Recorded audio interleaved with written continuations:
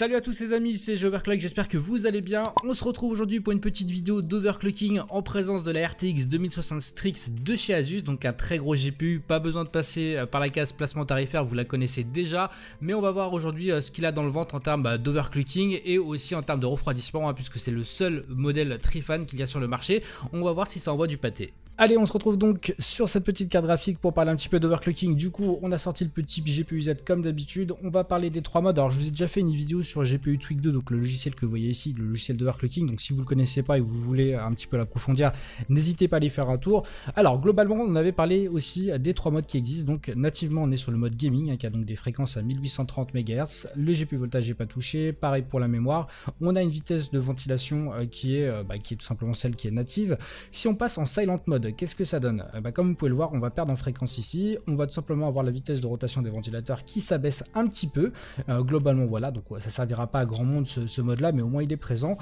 Si on passe directement en mode OC, c'est celui-ci qu'on va utiliser comme référence, puisque de toute façon, c'est celui qui est le plus haut en termes de fréquence. On va tout simplement passer à 1860, donc plus 30 MHz par rapport au mode gaming, au mode natif. Et on va avoir une vitesse de ventilation qui est un petit peu retravaillée. Je vous ai fait un benchmark du coup entre le gaming mode et l'OC mode sur Even pour voir un petit peu ce que ça donne. Alors il n'y a pas énormément de différence, il y a 30 MHz donc ça va pas changer grand chose, mais voilà, au moins vous avez un petit comparatif.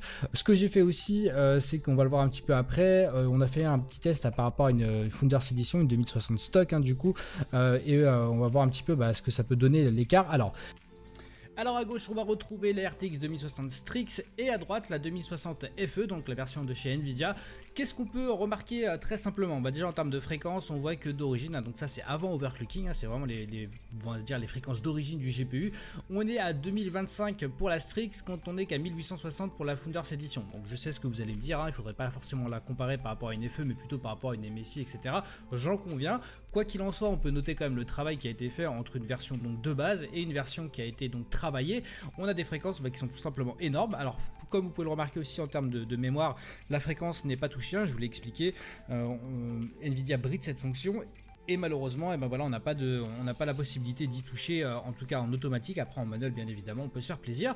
Un autre petit point qu'on pourrait soulever, c'est les températures, puisque comme on peut le remarquer, la Strix est à 51 degrés quand la Founders Edition est à 64 degrés. Donc bien évidemment, le Tri-Fan fait très largement le café là-dessus, il n'y a aucun problème. On pourrait aussi vérifier, bien évidemment, qu'on est bien en charge, puisque là on est à 98% sur la Strix, quand on est à 97% sur la Founders Edition. Donc voilà, quoi qu'il en soit, ce qu'on peut dire déjà, c'est qu'il y a eu un énorme travail de la part d'Asus en termes d'overclocking, en termes de fréquence en tout cas, sur cette carte graphique. Si on lance le petit rendu de GPU Z pour voir un petit peu l'évolution des fréquences, on va pouvoir se rendre compte que en mode OC on est à 2055 MHz, ce qui est tout simplement énorme. Je vais vous montrer un petit peu ce que ça donne sur une 2060 donc Founders Edition, donc la version de chez Nvidia. Vous pouvez le voir qu'il y a un écart qui est très conséquent. Alors du coup Asus a fait un énorme travail sur l'overclocking d'usine de cette carte, et malheureusement et heureusement, ça dépend de quel côté vous vous mettez, mais pour les gens qui aiment bien les bidouiller un petit peu les fréquences, ça va être très compliqué parce qu'Asus a fait un travail qui est énorme, pour ceux qui s'intéressent pas forcément énormément à l'overclocking, vous savez que vous avez des fréquences qui torpiquent très clairement, et voilà, c'est un petit peu le truc, c'est qu'on va pas pouvoir forcément aller s'éclater en termes d'évolution des fréquences sur le GPU qui est déjà très élevé, mais on peut voir que la mémoire, elle, va pouvoir être touchée. Alors un petit mot pour ce qui est de la mémoire. On va parler des différentes options qui sont présentes ici avant de rentrer vraiment dans le vif du sujet. Pour ce qui est du GPU voltage, ça ne sert strictement à rien, c'est bridé par Nvidia. Vous pouvez mettre plus 100, vous pouvez mettre plus 5000, ça ne va strictement rien changer. Voilà, c'est quelque chose que j'ai testé, donc j'ai fait des benchmarks avec mon max en termes de fréquence pour le GPU et la mémoire. J'ai essayé en montant le voltage, etc., de gagner un petit peu en fréquence, puisque généralement, voilà, si on monte en voltage avec vos autres cartes graphiques, c'est fort probable que ça fonctionne. Forcément il y a un peu plus de jus dans la carte graphique, et potentiellement on pourrait augmenter les fréquences. C'est pas dit que ça fonctionne, mais en tout cas c'est un apport qu'on donne, et logiquement ça doit fonctionner. Pour le coup là ça sert à fifrelou, ça ne marche pas. Pour ce qui est de la mémoire, c'est un petit peu pareil. L'overclocking que vous voyez, les trois modes, il y a une évolution en termes de fréquence, mais la mémoire n'est jamais touchée. Alors ça c'est pareil, je sais pas si c'est une bride de chez Nvidia, si c'est en tout cas une obligation qu'a fourni Nvidia, mais c'est jamais touché et c'est finalement là où on va pouvoir s'éclater un petit peu en overclocking, c'est-à-dire qu'on va pouvoir gagner pas mal en termes de score de benchmark, etc., en termes de FPS, en augmentant du coup le memory clock. Pour ce qui est forcément des ventilations, je ne vais pas en parler énormément parce que comme je l'ai dit dans la vidéo sur GPU Tweak 2, on en a parlé pas mal, donc il faut savoir que vous avez des modes bien évidemment qui sont que vous pouvez définir comme vous avez envie. Ça c'est plutôt une bonne chose si vous voulez faire des benchmarks avec la ventilation à 100%, au moins ça vous évite tout problème avec les températures, mais on verra qu'avec ce GPU les températures elles sont très clairement voilà, c'est infâme, tellement la carte est bien refroidie parce que voilà c'est le seul modèle Trifan plutôt qui existe sur le marché et ça torpille très clairement. Voilà un petit peu pour ce qui est de la carte avant d'y toucher, avant de voir ce que ça donne en termes d'overclocking et on va attaquer ça tout de suite, mais avant on va parler un petit peu de l'OC Scanner. L'OC Scanner c'est une fonction qui va vous permettre tout simplement d'overclocker vous-même votre carte graphique, c'est-à-dire que ça va lancer un test, donc on va pouvoir voir ensemble l'évolution si on a une fréquence qui a été élevée ou non. Du coup ça sert, c'est comme je l'ai dit dans la précédente vidéo, c'est un petit peu comme ce qu'on avait sur les suites logicielles des cartes mères, c'est-à-dire que ça va aller overclocker tout seul votre processeur. Là c'est pareil, c'est le même concept, c'est-à-dire que le logiciel va faire un test sur la carte graphique suivant sa température, suivant plein de choses comme ça, voir un petit peu comment elle se débrouille, voir un petit peu comment on peut augmenter les fréquences et on va voir ensemble que les fréquences vont monter et il va tout simplement chercher pour lui ce qui est le maximum, en tout cas ce qui est recommandé pour la carte graphique. Maintenant qu'on a vu un petit peu ce qu'il était possible d'obtenir en termes de benchmark, en termes de fréquence avec ce type de GPU, on va s'intéresser du coup maintenant un petit peu à l'overclocking. Donc comme vous pouvez le voir ici, j'ai fait un overclocking maximum sur le GPU, c'est-à-dire obtenir ce qu'il y a de mieux. Je vais vous montrer un petit peu la manip pour se faire une idée de ce qui est possible. Donc on va lancer d'abord un benchmark. Donc moi j'utilise Even, vous utilisez 3D Mark, vous utilisez ce que vous avez envie. De toute façon le résultat est le même, le concept est le même. Je l'ai mis en extrême, on verra les réglages ensemble, je l'ai mis en extrême, comme ça si vous voulez reproduire ça chez vous, il n'y a aucun souci, c'est faisable de la même façon. Donc on va le faire tourner. Alors là le but c'est pas de faire un score dans un premier temps, c'est de le faire tourner en fait en arrière-plan pour qu'on puisse travailler un petit peu l'overclocking. Ça va être un petit peu ça le truc, en fait quand vous avez un benchmark derrière ça fait tourner beaucoup la carte on va dire. Alors le mieux quand on a plusieurs écrans c'est de le faire sur plusieurs écrans. Sachez simplement que lorsque vous allez, on va couper le son. Lorsque vous allez faire votre overclocking final, c'est-à-dire lorsque vous avez trouvé les meilleures fréquences, etc., ne gardez qu'un seul écran d'allumé puisque du coup, si vous avez plusieurs écrans, ça va baisser le score drastiquement. Voilà, ça c'est une petite question qu'on me pose souvent, donc comme ça j'y réponds, j'en profite dans la vidéo. Alors, comment on va faire lorsqu'on va vouloir overclocker plein pot cette carte graphique? Donc j'avais déjà fait une vidéo sur ce sujet, comment hausser sa carte, donc on va pas la refaire, mais je vais vous donner rapidement et assez brièvement les choses à faire en premier temps. Alors, on se crée un nouveau profil, on va l'appeler OC Test. Dans un premier temps, on va aller chercher le maximum du GPU. C'est toujours la première fréquence à aller chercher, ou celle de la mémoire si vous avez envie. Mais on ne fait pas les deux en même temps. On cherche déjà le maximum qu'on peut avoir sur le GPU et ensuite le maximum sur la mémoire. Alors, ce que vous pouvez faire, moi dans mon cas le voltage ne sert à rien, je peux le mettre à plus 100. Vous dans un premier temps il n'y a pas forcément besoin d'y toucher. Moi ce que je fais lorsque je fais un overclocking, c'est que je mets la ventilation à fond. Comme ça m'évite d'avoir des problèmes avec les températures ou d'avoir des scores qui sont amoindris par les températures. Parce qu'il faut savoir que plus votre GPU chauffe, plus du coup les fréquences sont abaissées. Alors là je le ferai pas parce que ça risque de faire un petit peu de bruit pour la vidéo. Je suis même pas sûr, hein. Franchement on pourrait tester, mais on va le mettre plein pot pour voir ce que ça dit. Voilà, je sais pas si vous l'entendez, comme ça vous fera un petit ordre d'idée du bruit. Je pense pas que ce soit très audible, mais on va le garder comme ça quelques secondes pour que ça vous parle. Le power target, bien évidemment, on le monte au maximum, on l'applique. Ça va être link donc avec le GPU temp à la température maximale, mais ça on en avait parlé. Le framerate target, ça on n'y touche pas. Alors une petite option pour ceux qui voudront modifier la mémoire, si vous ne touchez pas une option, la mémoire sera bloquée à un certain montant, je crois que c'est 15 000 et quelques sur ce GPU. Il faut aller dans les options ici et marquer, cocher cette case, donc l'overclocking range, et du coup ça vous permettra finalement d'avoir tout simplement les fréquences débloquées, en tout cas le curseur débloqué tout simplement. Alors, on va attaquer là. Moi, je sais à peu près de quoi le GPU est capable, donc c'est pas forcément pour moi quelque chose de très intéressant parce que je vais pas être à la recherche finalement des fréquences maximum. Là, on voit qu'on est à 2010 tout simplement parce que les températures vont un petit peu, augmentent un petit peu. Alors, je dis augmente un petit peu, il faut vous faire vraiment une idée sur ce GPU qui est un Trifan, c'est que ça ne chauffe absolument pas. Donc voilà, ça c'est quelque chose qui est à dire. C'est vraiment un GPU qui est ultra bien refroidi et qui est finalement pas très audible. Alors, je sais pas si vous l'entendrez, mais pour le coup, c'est vraiment pas très audible. Moi, j'ai repassé en défaut pour la vidéo pour pas que vous l'entendiez.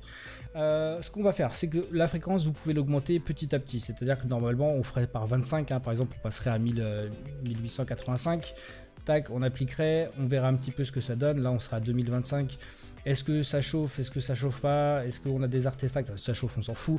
Mais plutôt, est-ce qu'on a des artefacts? Est-ce que ça plante un petit peu, etc. Là, on voit que non, il n'y a aucun souci. Donc, on peut franchir le prochain palier. On peut passer, par exemple, à 1910. Oh, je le fais très rapidement. Vous faites pareil à 1910, etc. Et vous allez obtenir tout simplement la fréquence maximum de votre GPU. Si vous voyez que ça plante ou qu'il commence à... Voilà, qu'il y a des plantages tout simplement, vous savez que vous avez dépassé au maximum votre overclocking. Donc moi en l'occurrence pour le GPU, pour celui-ci c'est 1975. Qu'est-ce que ça veut dire en termes de fréquence? Ça veut dire qu'on est passé à 2115. C'est plutôt pas mal, c'est plutôt une assez belle fréquence. Je crois même qu'on peut pousser un petit peu, mais voilà, j'ai pas envie que ça plante parce qu'il y a le logiciel qui record en même temps, etc. Globalement, on a gagné, si vous vous rappelez tout à l'heure, on était à 2050 en overclocking d'usine, c'est-à-dire sans rien avoir touché, on a gagné 65 MHz. Alors un petit peu plus parce que là les températures sont élevées, c'est-à-dire, enfin sont élevées, c'est toujours un grand mot, mais si vous descendez un petit peu les températures, si vous mettez la ventilation à fond par exemple, vous allez gagner 30 MHz quasiment quoi. Mais peu importe, c'est pas ça le truc du souci, et même à 15-30 MHz près, je vous montrerai un screen tout à l'heure, enfin je vais vous montrer un screen tout de suite en fait de ce qu'il est possible d'avoir au maximum lorsque la carte est bien refroidie, ou en tout cas lorsque la ventilation est à fond.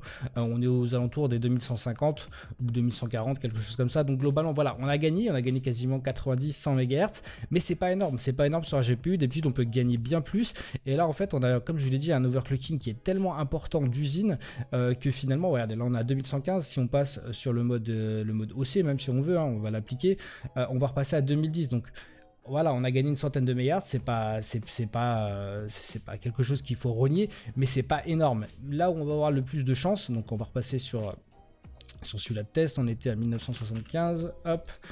Ce qui va être, ah oui, du coup j'avais pas enregistré ça.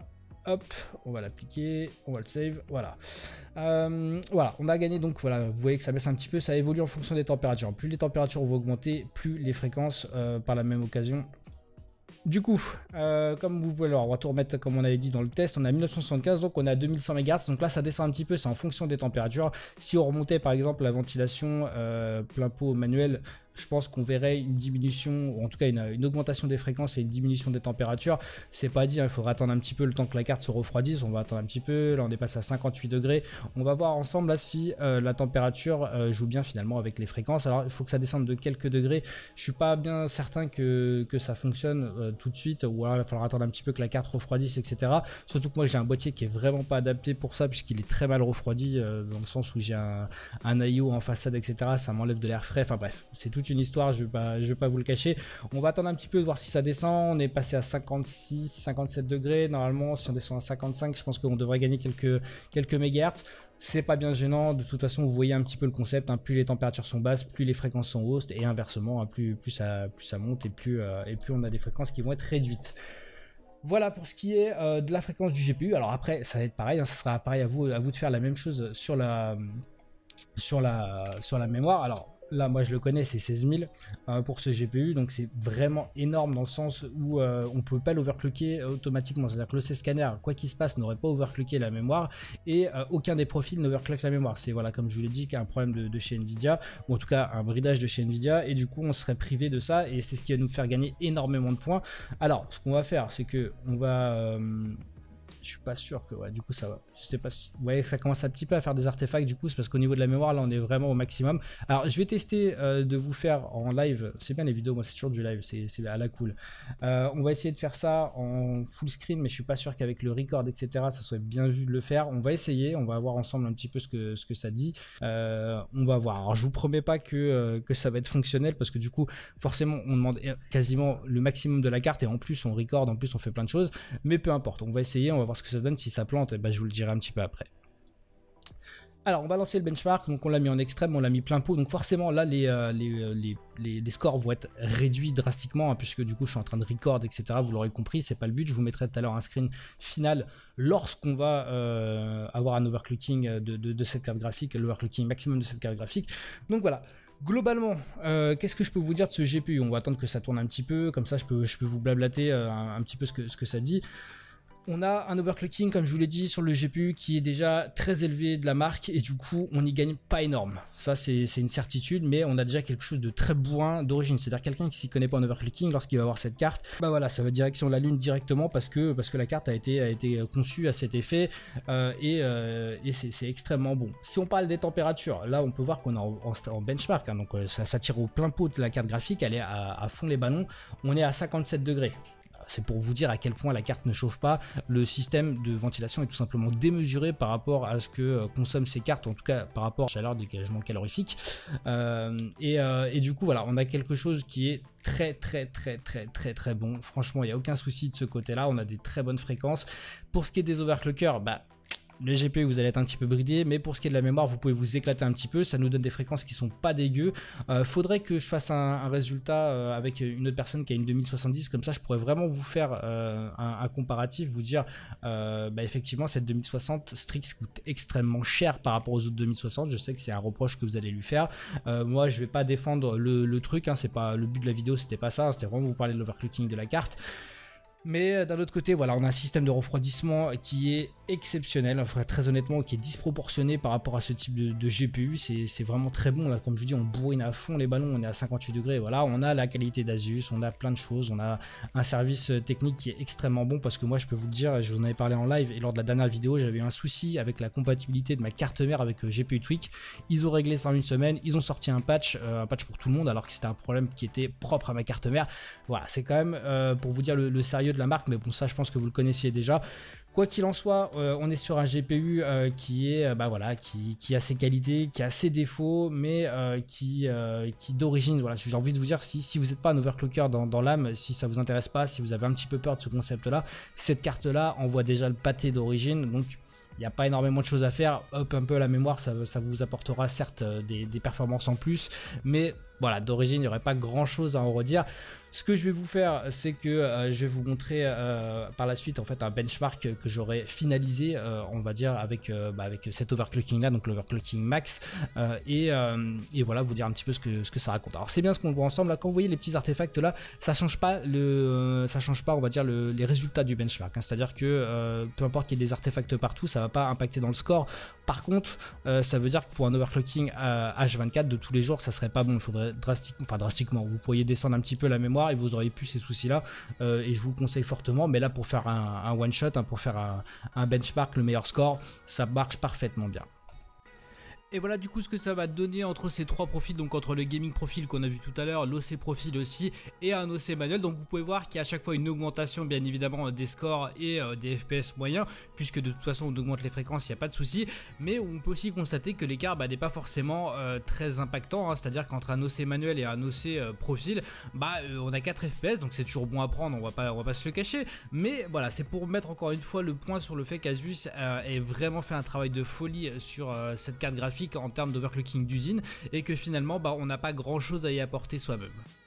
En ce qui concerne les températures, c'est de la folie bien évidemment, mais j'ai fait une grosse boulette, j'ai perdu l'OCCT que j'avais fait d'une heure sur la ventilation en auto et la ventilation en manuel. Donc voilà, c'est un petit peu la galère malheureusement, on n'a qu'un test de 10 minutes, donc c'est pas forcément ultra représentatif, mais on a déjà quand même une petite idée de ce que va donner le GPU. Donc en benchmark, en tout cas en benchmark, en stress test, 60 degrés c'est vraiment excellent. Je pense qu'on serait monté un petit peu, je me souviens plus exactement des températures, mais ce qu'on peut noter c'est que là on était en automatique et que les variations que vous voyez en fait, c'est tout simplement dû à l'ajustement du GPU en fonction de la ventilation, c'est-à-dire que quand il chauffe, il augmente un petit peu et du coup on a des pics descendants, etc. Vous l'aurez compris.